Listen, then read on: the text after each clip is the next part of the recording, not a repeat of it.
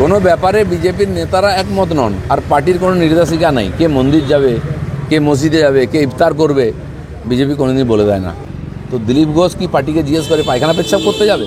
সবচেয়ে চিন্তা হচ্ছে কিছু বাজনদার আছে পার্টির, তারা চিন্তিত, তারা বিজেপির নীতি ঠিক করে দিচ্ছেন, পলিসি ঠিক করে দিচ্ছেন, বিজেপি হিন্দু কি মুসলমান, মন্দির কি মসজিদ ঠিক করে দিচ্ছেন। কে ভাই তোমাদের ঠিকা দিয়েছে? দিলীপ ঘোষ কি দলকে জিজ্ঞাসা করে বাথরুমে যাবে? পার্টিতে নতুন আসা বাজনদারদের বেশি চিন্তা, তারা দলের পলিসি ঠিক করে দিচ্ছেন, হিন্দু মুসলিম এসব ঠিক করে দিচ্ছেন। কে ঠিকা দিয়েছে ভাই? ফের বিজেপির রাজ্য শীর্ষ নেতৃত্বদের নিশানা করলেন বিজেপি নেতা দিলীপ ঘোষ খড়গপুরে। মঙ্গলবার তিনি পশ্চিম মেদিনীপুরে হাজির ছিলেন বিভিন্ন কর্মসূচি উপলক্ষে। দলের কর্মসূচি নিয়ে বের হওয়ার আগে নিত্যদিনের মতো খড়গপুরের বোগদা এলাকাতে বেরিয়েছিলেন চা চক্রে। সেখানে সাংবাদিকদের সামনে ফের নাম উল্লেখ না করে শুভেন্দু অধিকারী সহ একদল নেতাকে ফের ধুয়ে দিলেন। বোমা ফাটালেন দিলীপ ঘোষ। সাংবাদিকদের সামনে দিলেন নানা উত্তর। সম্প্রতি হওয়া বিতর্কিত ইস্যুতে তিনি বলেন, দিলীপ ঘোষ দলকে জিজ্ঞাসা করে কি পায়খানা পেচ্ছাপ করতে যাবে? পার্টিতে নতুন আসা বাজনদারদের বেশি চিন্তা, তারাই এখন দলের পলিসি ঠিক করে দিচ্ছেন। কে হিন্দুতে যাবে না মুসলিমে যাবে সেসবও তারা ঠিক করে দিয়েছেন। কে এত ঠিকা দিয়েছে ভাই? তোমরা হচ্ছ আজকের বাজনদার, কারো না কারো হয়ে বাজাচ্ছ, বাজাও। একাধিক কটাক্ষ বার্তা শুনলেন দিলীপ ঘোষ খড়গপুর থেকে। শুনে নেওয়া যাক কি জানিয়ে দিলেন বা কি বোমা ফাটালেন মঙ্গলবার সকালে খড়গপুরে। মুর্শিদাবাদ গিয়ে আক্রমণ, মুখ্যমন্ত্রী নাম না করে অমিত শাহকে আক্রমণ। ওনার যদি মুখ্যমন্ত্রীর দম থাকে, ওখানে যে ঘটনা হয়েছে, উত্তেজনা ছড়িয়েছে, দাঙ্গা হয়েছে, হিন্দু বাড়ি লুট হয়েছে, মন্দির ভাঙা হয়েছে, হত্যা হয়েছে, তার তদন্ত উনি করান কেন্দ্রীয় সংস্থা দিয়ে। এবং বিএসএফ কি করেছে না করেছে, কতটা অনৈতিক কাজ করেছে, সেটাও কেন্দ্রীয় সংস্থার তদন্ত চান উনি। উনি চাইলেই হয়ে যাবে। উনি চাপা দেওয়ার জন্য গেছেন। উনি এতদিন পরে কেন গেলেন? সমস্ত মিটিয়ে দিল, ওখানকার চিহ্ন এভিডেন্স সাফ সুতরো করে তারপরে মিডিয়ার লোকদের ঢুকতে দিলেন, নিয়ে গেলেন। তো একদিন যাননি কেন? সেজন্য এই ধরনের মিথ্যা কথা উনি আগেও বলেছেন, আবার বলছেন। ওখানকার সাধারণ মানুষ জানে তাদের উপর দিয়ে কী হয়েছে। মুর্শিদাবাদ গিয়ে দাঙ্গা নিয়ে মুখ্যমন্ত্রীর আক্রমণ, পাল্টা দাঙ্গাকারীদের প্রশ্রয় দেওয়ার অভিযোগ, আক্রমণ শুভেন্দু অধিকারী। মুখ্যমন্ত্রী চিরদিন দাঙ্গাকারীদের পক্ষে আছেন এবং জিহাদিদের পক্ষে আছেন। সেটা আমরা তখনই বুঝে গেলাম যখন দাঙ্গার পরে ক্ষতিগ্রস্তদের পক্ষে না দাঁড়িয়ে, তাদেরকে সহযোগিতা না করে, দেখা না করে, যখন ইমামদের ডেকে উনি মিটিং করলেন। আমি তো বলেছিলাম, যদি আপনি মনে করছেন এই ইমামরা বা এরা দোষ করেনি, তাহলে সবাই কিন্তু একটা প্রস্তাব লিখিতভাবে একমত হন যে মুর্শিদাবাদে যে ঘটনা ঘটেছে এটা অন্যায়, অনৈতিক এবং তার আপনি নিন্দা করছেন। কেন নিন্দা প্রস্তাবে সই করালেন না ইমামদেরকে? কারণ আপনি জানেন এরাই করেছে, তাদেরকে বাহবা দেওয়ার জন্য আপনি ডেকেছিলেন। বলছি দাদা, মুর্শিদাবাদে দাঙ্গা নিহত হরগোবিন্দ চন্দন দাস সিবিআই চেয়ে হাইকোর্টে মামলা করতে গেছিল। গতকাল সেখান থেকে তাদেরকে হাইজ্যাক করে নিয়েছিল পুলিশ। আমি তো বলছি, পুরো ঘটনা মমতা ব্যানার্জি টিএমসি করিয়েছে জিহাদিদের দিয়ে, সেটা চাপা দেওয়ার চেষ্টা করছেন। আজকে হরগোবিন্দ দাসের পরিবার তো চাইবেই সুবিচার, কারণ তারা সর্বস্ব হারিয়েছে, ঘর দোর থেকে প্রাণ, বাড়ির দুটো পুরুষ মানুষকে তারা অনাথ হয়ে গেছে। আমরা তাদের সঙ্গে আছি, তারা তো কোর্টে গিয়ে কেস করবেই। আমি তো বলছি, ওরা কেন যাচ্ছে? যদি সত্যিকার অন্যায় হয়ে থাকে, উনি তার বিচার চান, তাহলে মমতা ব্যানার্জি সিবিআই চান ওই ঘটনার, তাহলে ঠিক হয়ে যাবে। আজকে ওরা যদি কোর্টে যায়, তাকে আটকানো হয়, তাহলে পশ্চিমবাংলায় বিচার বলে কিছু আছে, আইন শৃঙ্খলা বলে কিছু আছে। মমতা ব্যানার্জি পুরোপুরি জিহাদিদের সঙ্গে আছেন। শুভেন্দু অধিকারী অভিযোগ করেছেন যে পুলিশ যখন ওইখানে ছিল, সেই পরিবারের সঙ্গে দেখা করতে যায়নি, তাকে কলকাতায় হাইকোর্টে হাইজ্যাক করতে চলে গেল পুলিশ, নির্লজ্জ পুলিশ বলে। না, ঠিকই আছে তো। মমতা ব্যানার্জি ওটাই চাইছেন যে যেমন আরজি করে সত্য ঘটনা চাপা দিয়ে দিয়েছেন, ঠিক মুর্শিদাবাদে যে ঘটনা ঘটেছে সেটাকেও চাপা দেওয়ার চেষ্টা করছেন। যারা পরিকল্পনা করে মুর্শিদাবাদে হিংসা নেপথ্যে বহিরাগতরা। বহরমপুরে সরব মুখ্যমন্ত্রী, 2-3 জন বিধর্মী নেতা, অশান্তি ছড়িয়েছে, দাঙ্গাকারীরা বাংলা শত্রু। বিজেপিকে নিশানা তো মমতা। বিজেপিকে নিশানা করে লাভ নেই। বিজেপি কোথায় ছিল সেখানে? আমি তো ছিলাম সেখানে ফারাক্কাতে, রাত্রেবেলা এসেছি, সব দৃশ্য দেখে এসেছি আমি।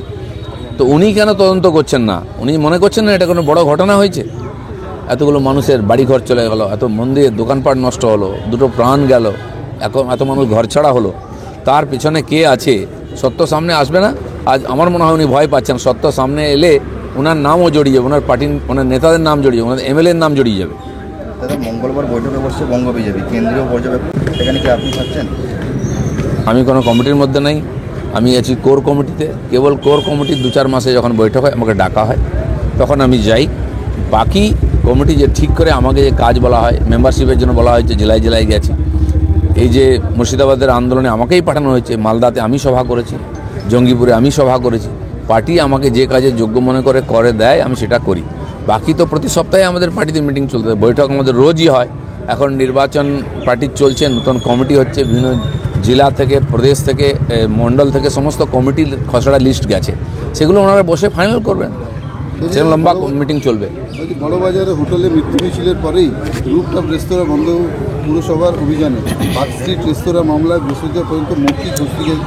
দেখুন, রুফটপ রেস্তোরাঁ যদি রিস্কি, যদি অন্যায়, তাহলে তৈরি হতে দেওয়া হলো কেন?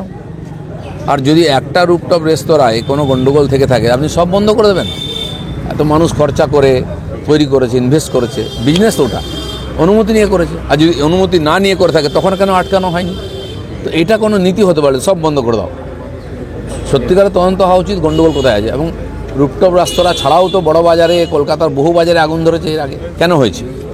গণ্ডগোলটা সব জায়গায় ঘুষ দিয়ে বিনা পারমিশনে বাড়িঘর তৈরি হয়ে যাচ্ছে, কোনো বিধি মানা হয় না। তো সেটা প্রথম কড়াকড়ি করুক কর্পোরেশন, যে এ ধরনের নির্মাণ হতে দেবে না। নেতারা, পুলিশ, সরকার যদি ঘুষ খায় সব জায়গায়, তো বেআইনি নির্মাণ হবে, তখন দুর্ঘটনা ঘটবে। এটা বঙ্গ বিজেপির অন্দরে যে দ্বন্দ্ব চলছে সেটাকে আটকাতে দিল্লি নির্দেশ দিয়েছে ইমিডিয়েট। কিসের দ্বন্দ্ব চলছে? কোনো ব্যাপারে বিজেপির নেতারা একমত নন, আর পার্টির কোনো নির্দেশিকা নাই। কে মন্দির যাবে, কে মসজিদে যাবে, কে ইফতার করবে, বিজেপি কোনোদিন বলে দেয় না। বিজেপি গণতন্ত্র আছে, বিজেপি ভারতের সংবিধান মেনে করে। সেই জন্য যারা এটা প্রচার করছে তার ভুল প্রচার করছে। আমি বলে দিচ্ছি, কিছু ব্যাপারে আমাদের দ্বিমত আছে। সেই দিন অক্ষয় তৃতীয়ায় বিভিন্ন লোক বিভিন্ন প্রোগ্রাম করেছে, কোনোটাই পার্টিকে জিজ্ঞেস করে কেউ করেনি। আমি চ্যালেঞ্জ করছি। তো দিলীপ ঘোষ কি পার্টিকে জিজ্ঞেস করে পায়খানা পেচ্ছাপ করতে যাবে? আমি গেছি নিমন্ত্রণ রক্ষা করতে, আমন্ত্রণে গেছি। তো আজ যারা খুব বগল বাজাচ্ছেন বা কষ্ট পাচ্ছেন বিজেপি ঝড়, কোনো চিন্তা করবেন না, এটা বিজেপির মধ্যে গুলি চলেছে কি নেতায়? কুণাল ঘোষ আয়োজনকে ধুয়ে দিচ্ছে। আমাদের এখানে কেউ তার মত প্রকাশ করেছে, হয়তো সেটা অনেকের ভালো লাগেনি। আমি বলছি ভালো হয়নি, পার্টি দেখবে। বিজেপি হচ্ছে সমুদ্রের মতো, মাঝে মধ্যে না এরকম ঢেউ উঠে, আবার সেই ঢেউ সমুদ্রেই বিলীন হয়ে যায়। টিএমসির বা কেউ চিন্তিত, মানে খুব লাফালাফি করার দরকার নেই ঝগড়া বাঁধিয়ে দেওয়ার জন্য, বা পার্টিতে যারা নতুন নেতা এসেছেন তারা ঘাবড়াবার দরকার নেই। সবচেয়ে চিন্তা হচ্ছে কিছু বাজনদার আছে পার্টির, তারা চিন্তিত। তারা বিজেপির নীতি ঠিক করে দিচ্ছেন, পলিসি ঠিক করে দিচ্ছেন। বিজেপি হিন্দু কি মুসলমান, মন্দির কি মসজিদ ঠিক করে দিচ্ছেন। কে ভাই তোমাদের ঠিকা দিয়েছে? তোমরা হচ্ছে আজকে বাজনদার, কারো না কারো ভয়ে বাজাচ্ছ, বাজাও। এই ইউটিউব, এই মিডিয়া 19 সালের আগে কোথায় ছিল? কারও লাগেনি, কোনো ইউটিউব লাগেনি, নেতাই ছিল না। এখানকার সাধারণ কর্মী, এখানকার পাবলিক বিজেপিকে আশীর্বাদ করে বিরোধী দল করেছে, 41% ভোট দিয়েছিল। কোনো মিডিয়া, কোনো বড় নেতা ছিল না আমাদের তখন, কোনো ইউটিউব ছিল না, আর লাগবেও না। আরে সমস্ত মিডিয়া আজকে বিজেপির পক্ষে, কারণ বিজেপি সাধারণ মানুষের কাজ করছে, দেখিয়ে দিচ্ছে সাধারণ মানুষ তারা কার পক্ষে আছে। অত টেনশনও নেবেন না, বগলও বাজাবেন না। বিজেপির মতো আছে, বিজেপির লোকেরা বিজেপিতে আছে, জনতা বিজেপির সঙ্গে আছে। দাদা, নাগরিক পড়ুয়াদের সচেতন করতে 7ই মে রাজ্যে রাজ্যে মহড়ার নির্দেশ কেন্দ্রীয় স্বরাষ্ট্র মন্ত্রকের। এয়ার রেড, সাইরেন, ব্ল্যাকআউট হলে কী করবেন? দেখুন, যদি যুদ্ধ বাধে, আমরা চীনের যুদ্ধ লড়েছি, অনেকবার পাকিস্তানের যুদ্ধ লড়েছি, ওরা আক্রমণ করেছে আমাদেরকে, আমরা প্রস্তুতি ছাড়া ঝাঁপিয়ে হেরেছি। সেনার মনোবল ডাউন হয়ে গেছে। যদিও জিতেছিলাম আমাদের তৎকালীন নেতৃত্বের ভুলে, তাদের অকারণ উদারতার জন্য আমাদেরকে হারতে হয়েছে, হার স্বীকার করতে আমাদের জমি চলে গেছে। সেদিন পাল্টে গেছে। যদি যুদ্ধ বাজে, পাকিস্তানের মতো পাগলা দেশের কাছে আমরা থাকি, কখন কী করবে কেউ জানে না। সেখানে প্রধানমন্ত্রী চালান না, রাষ্ট্রপতি চালান না, সেনা চালায় না, ISI চালায়, কেউ জানে না। ভগবান আল্লাহ চালায় কিনা তাও জানি না।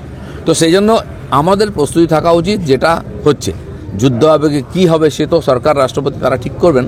সাধারণ মানুষ যেন পুরো যুদ্ধের সময় আমাদের সেনার পিছনে, দেশের পিছনে থাকে, তার জন্য যা যা করার দরকার সরকার করছে।